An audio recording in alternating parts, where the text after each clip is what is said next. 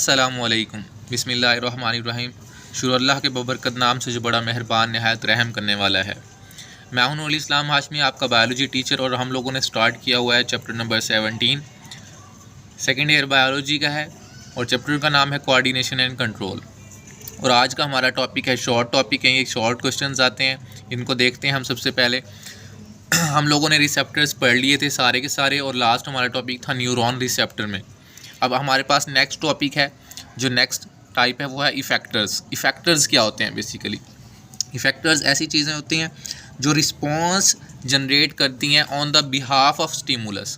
जब कोई स्टिमुलस आता है उसको कोई ना कोई एक्शन रिएक्शन करता है हमेशा। तो इसी तरह से जब भी कोई स्टिमुलस आता है तो उसको कोई ना कोई रिस्पॉन्स चाहिए होता है। तो वो जो रिस्पॉन्स जनरेट करता है that is known as effector. और इसकी एग्जांपल हमने दी है muscle contraction and gland secretions. जब भी मसल कॉन्ट्रैक्ट होते हैं वो भी किसी ना किसी रिस्पॉन्स में होते हैं, और जब ग्लैंड्स में से जो जूसेस या जो केमिकल्स निकलना शुरू हो जाते हैं, सिक्रीशंस होना स्टार्ट हो जाती हैं, वो भी किसी ना किसी रिएक्शन के, किसी ना किसी रिस्पॉन्स के तौर पे होते हैं।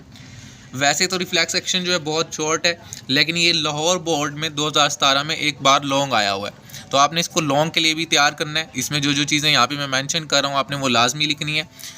अलबत्ता इसकी जो डेफिनेशन है वो है जी इनवॉलेंट्री रिस्पॉन्स होता है, यानी कि इनवॉलेंट्री उस चीज़ को कहते हैं जो हमारे कंट्रोल में नहीं होता, यानी कि ये स्पॉन्टेनियस रिएक्शन होता है, फ़ौरन से हो जाता है, और इसको हम कंट्रोल नहीं कर सकते। तो involuntary response of nerve impulse. वैसे इनवॉलेंट्री की एग्जांपल दे देता हूँ, लेकिन नर्व यहाँ पे नर्व इम्पल्स का इनवॉलेंट्री रिस्पॉन्स होगा तो उसमें डिफरेंट एग्जांपल आएगी। लेकिन इनवॉलेंट्री को समझने के लिए आप ये याद रखें, जब जो बोलस होता है, जो खाने का निवाला होता है, वो गले के पास पहुंच जाता है, उसके बाद हम उसको कंट्रोल नहीं कर सकते। वो नीचे एजोफेगस में फेरिंग्स से गुजरता हुआ, ठीक है जी, और नीचे stomach, small intestine, large intestine तक चला जाता है, वो हमारे कंट्रोल में नहीं होता। तो वो इनवॉलेंट्री रिएक्शन है। नेक्स्ट चीज़ जो बहुत इंपॉर्टेंट है समझने के लिए वो है रिफ्लेक्स आर्क। आर्क का लफ्ज़ी मतलब होता है पैथ, ठीक है जी, और यहाँ पे भी इसकी डेफिनेशन भी यही बनेगी, pathway of the reflex action of the nerve impulse. वो रास्ता जिसमें से रिफ्लेक्स एक्शन ने गुजर के जाना है, नर्व इम्पल्स के रिफ्लेक्स एक्शन ने गुजर के जाना है, उसको हम क्या बोलते हैं? Reflex arc.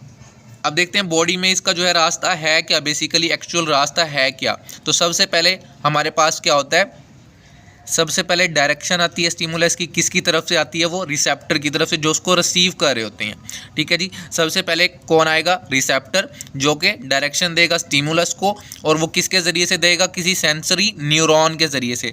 सेंसरी न्यूरॉन की हमने टाइप्स पढ़ ली हैं। फ्री नर्व हमारे पास हैं, रिसेप्टर्स में हमारे पास नोजी रिसेप्टर है, डिटेक्ट पेन वाले रिसेप्टर हैं, हम पीछे टाइप्स पढ़ के आ चुके हैं, वो आप लेक्चर देख सकते हैं कौन कौन से रिसेप्टर्स हैं यहाँ पर।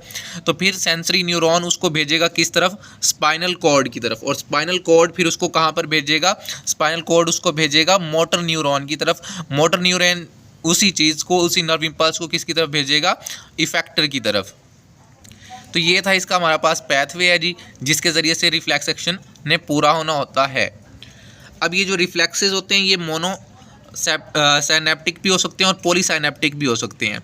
तो इनकी डिटेल मोनोसाइनेप्टिक की और पॉलीसाइनेप्टिक की आपने याद करनी है बुक से। बुक का पेज नंबर है 61 एंड 62। वैसे मोनो का लफ्ज़ी मतलब होता है एक, और पॉली का मतलब होता है मैनी। तो जिसमें एक साइनेप्स लगी होगी, जो रिफ्लेक्स एक्शन जो है एक साइनेप्स के थ्रू हो रहा होगा, जो नर्व इम्पल्स एक साइनेप्स जनरेट कर रही होगी, ठीक है जी, तो उसको मोनोसाइनेप्टिक कहते हैं। और पॉलीसाइनेप्टिक जिसमें दो या दो से ज़्यादा हमारे पास क्या हो रही होंगी? साइनेप्स हो रही होंगी। किसी के पास स्कॉलर के नोट्स है तो वहाँ पेज नंबर 96 है। किसी के पास अगर कोई पीटीबी की बुक यूज़ कर रहा है तो वहाँ पर पेज नंबर 61 और 62 पे ही इसकी डिटेल दी हुई है। तो इसी तरह आपने इसको लॉन्ग में लिखना है।